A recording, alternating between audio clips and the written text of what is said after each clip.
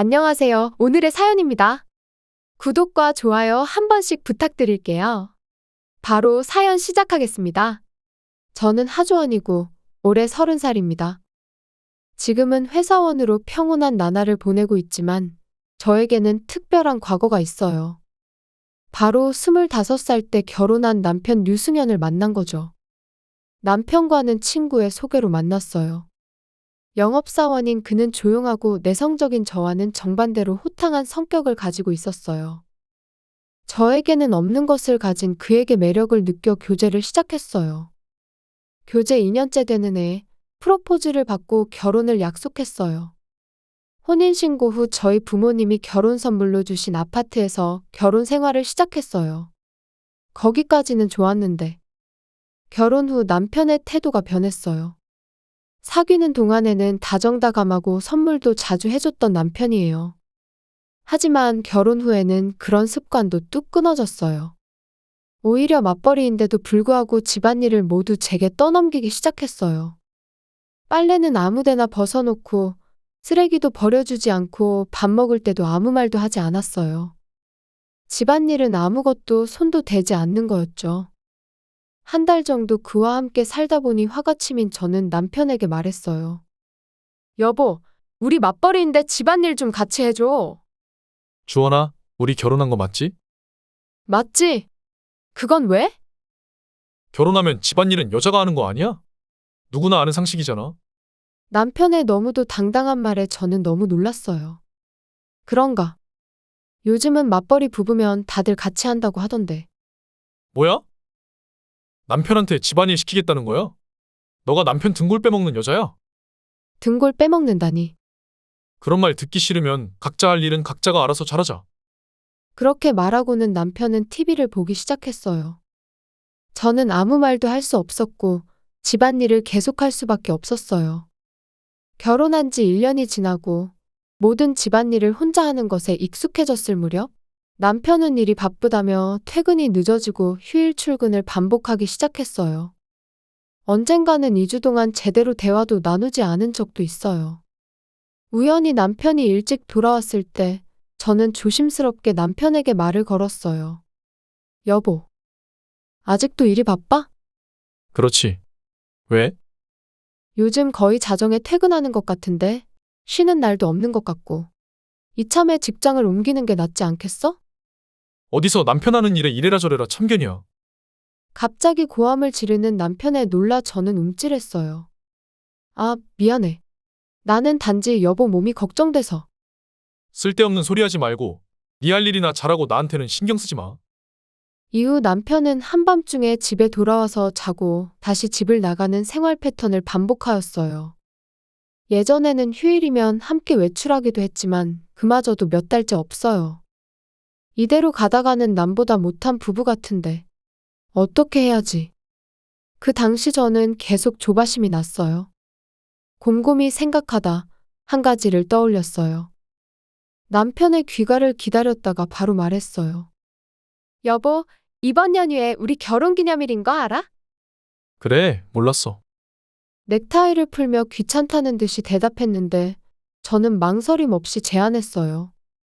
그날 약속 잡지 말고 비워둬. 우리 오랜만에 여행 가자. 여행? 괜찮지? 여행 일정이랑 비용은 내가 다 준비할게. 그러니까 제발 여행 가자. 남편은 잠시 생각에 잠긴 듯이 고개를 끄덕이며 말했어요. 그래, 알겠어. 그렇게 하자. 오케이. 좋아, 내가 다 준비할 테니까 걱정하지 마. 이렇게 해서 저와 남편은 결혼기념일에 여행을 떠나게 되었어요. 이 여행으로 희미해진 부부애를 되찾을 수 있다면 그런 생각으로 저는 꼼꼼하게 조사를 하고 여행 계획을 세웠어요. 그리고 몇 주 후 여행 당일 전날 출근한 남편은 집에 돌아오지 않았어요. 출발 예정은 아침 10시. 그 시간이 점점 다가오고 있었어요. 저는 점점 초조해졌고 몇 번이나 남편에게 전화를 걸었지만 연결이 되지 않았어요. 점심 무렵 드디어 남편에게서 전화가 걸려왔어요. 여보세요? 오늘 여행 가기로 했잖아. 지금 어디야? 미안해. 일이 좀 많이 바빠서. 체크인 시간도 있고 이제 출발해야 하는데. 그럼 먼저 가서 체크인 해줄래? 나는 나중에 바로 거기로 갈게. 알겠어. 그럼 바로 와야 해. 간다고 몇 번을 말해. 그냥 혼자 먼저 가. 남편은 신경질적으로 전화를 끊었고 저는 멍하니 서 있었어요. 체크인 시간이 다가오고 있고 당장 나가야 했어요. 남편과 함께 체크인하고 싶었고 함께 근처의 관광도 갈 계획이었는데 그런 생각을 하면서도 저는 혼자 출발했어요. 숙소에 체크인할 때 혼자인 저를 이상하게 쳐다봤어요. 두 명이 예약했으니 당연한 걸 거예요. 남편은 나중에 올 거라고 말하고 방을 안내받았어요. 창밖을 보니 비가 내리는데 마치 제 마음속을 보는 것 같은 기분이 들었어요. 한동안 저는 밖에 나가지 않고 남편이 오길 기다렸어요.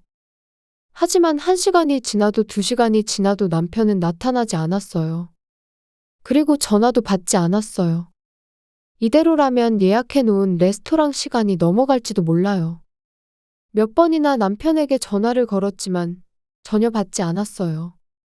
결국 저는 부끄러움을 무릅쓰고 1인분으로 만들어 달라고 부탁해서 혼자 먹었어요.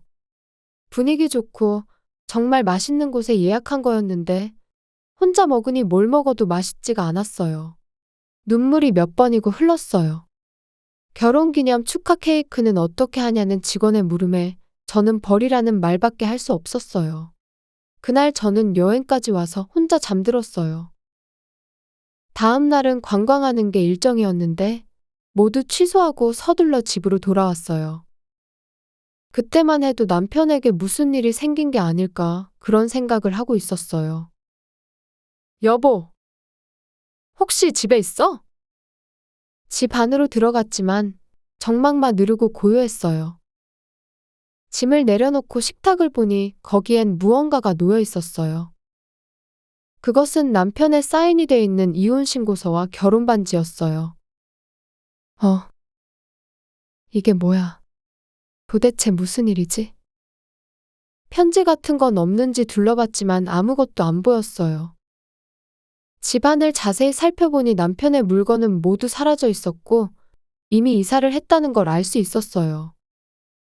저는 깜짝 놀라 그 자리에 주저앉을 수밖에 없었고 정신을 차린 저는 곧바로 시어머니에게 연락을 취했어요.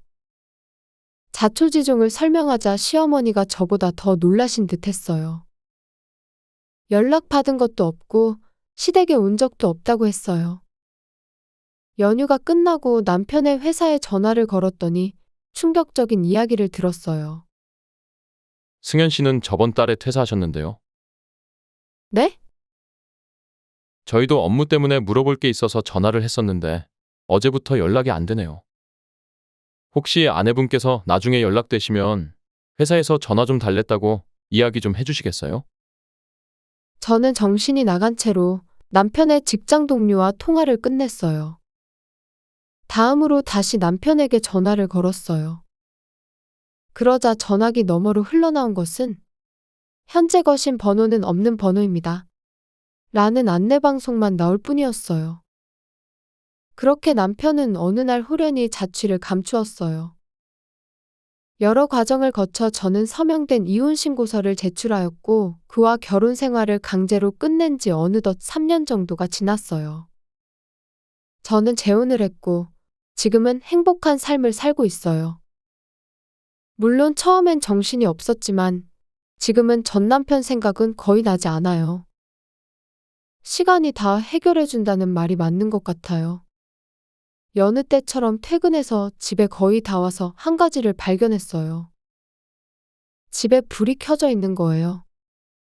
어라? 오늘 아침에 불을 안 끄고 나왔었나? 그렇게 생각하며 현관문을 잡았는데 현관문이 열려 있었어요. 게다가 현관문 앞에는 낯선 남자의 낡은 운동화가 놓여 있어요. 순간적으로 긴장이 몰려와 경찰에 전화하려고 핸드폰을 꺼내려는 순간 현관 앞에 낯익은 얼굴이 나타났어요. 어서 와. 주원아. 허! 앞에 있는 건 틀림없이 실종된 전 남편이었어요. 저는 놀라서 입을 쩍 벌어졌어요. 그런 저를 아랑곳하지 않고 남편은 너무 늦게 집에 오네. 남편을 너무 오래 기다리게 하잖아. 나 배고파. 밥은 아직 안 먹었지? 제 머릿속에는 3년 전의 기억이 되살아나고 있었어요.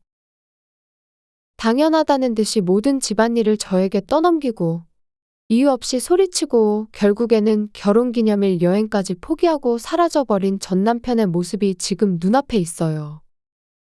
마음속 깊이 미워했던 남자가 지금 눈앞에 있어. 제 입에서 나온 것은 저도 놀랄 정도로 가냘픈 목소리였어요.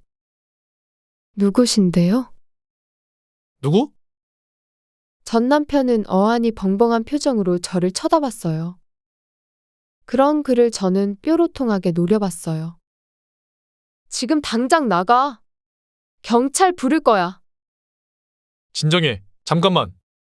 설마 남편 얼굴을 잊어버린 거 아니지? 전 남편은 기분 나쁜 미소를 지으며 제 쪽으로 다가왔어요. 자세히 보니 3년 전보다 더 뚱뚱해졌고 머리와 수염은 무성하게 자라서 지저분한 외모였어요. 저는 치밀어 오르는 혐오감을 억누르며 말했어요. 가까이 오지 마. 당신이 왜 내 남편이야? 우리 결혼한 사이잖아?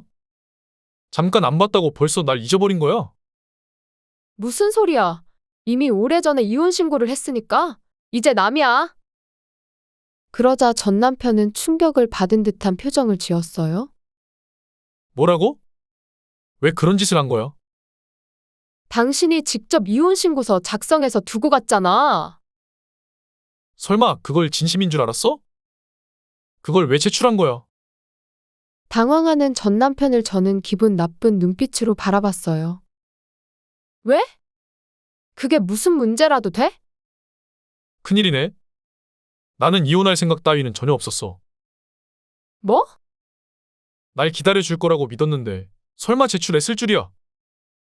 왠지 피해자처럼 말하는 전 남편에게 저는 화가 났어요.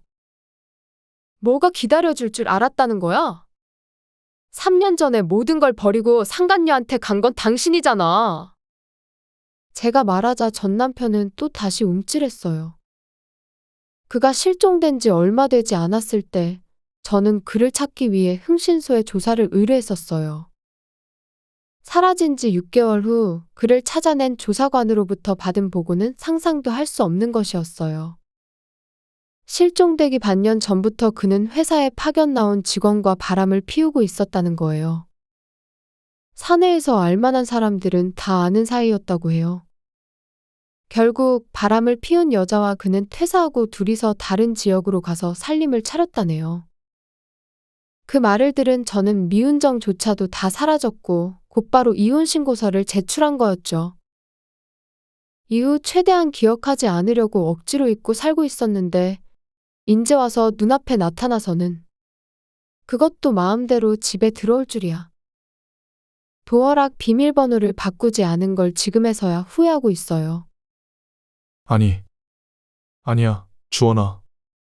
전부 오해야. 무슨 오해야? 내가 흥신소에 의뢰해서 증거를 다 모아놨어. 그러니 변명하지 말고 그 여자한테 돌아가. 그건 불가능해.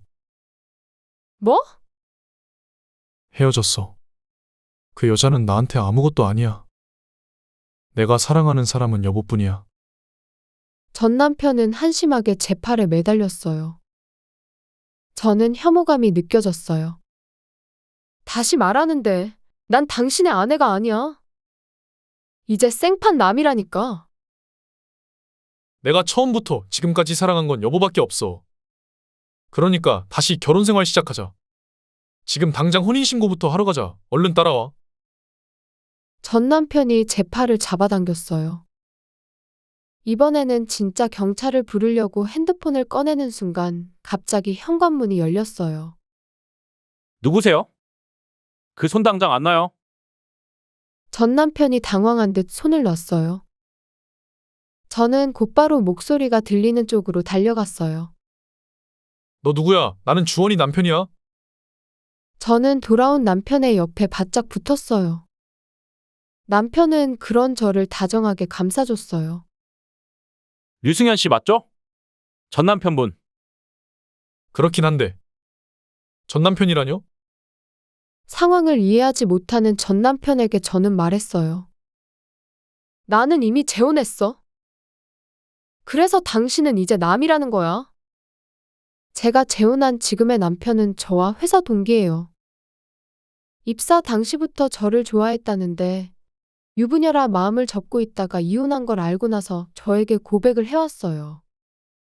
처음에는 남자를 믿지 못해 마음을 받아들이지 못했지만 진심이 통했던 건지 어느 날부터는 마음을 점차 열게 되었어요.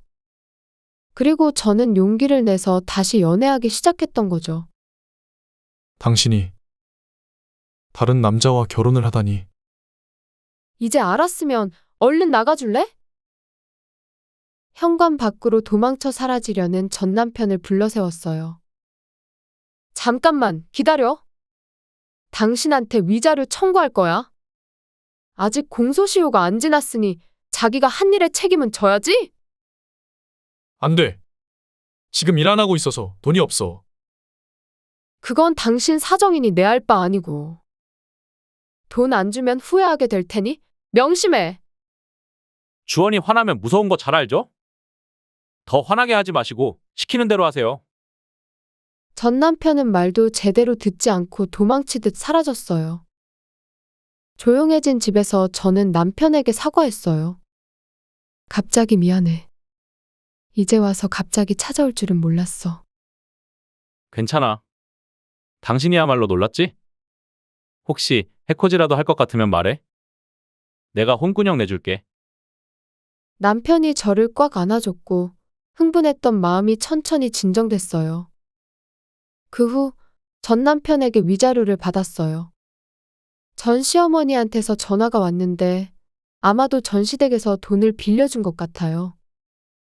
어쨌든 그간 마음고생한 걸 보상받은 것 같아 기분은 좋아요. 그리고 이번 일을 계기로 다른 곳으로 이사도 했어요. 여기에 계속 살면 불안함이 사라지지 않을 것 같았거든요. 얼마 전에는 뱃속에 아기도 생겼다는 걸 알게 됐어요. 제 임신을 진심으로 기뻐하는 지금의 남편과 함께 행복한 가족을 만들고 싶네요. 시청해주셔서 감사합니다.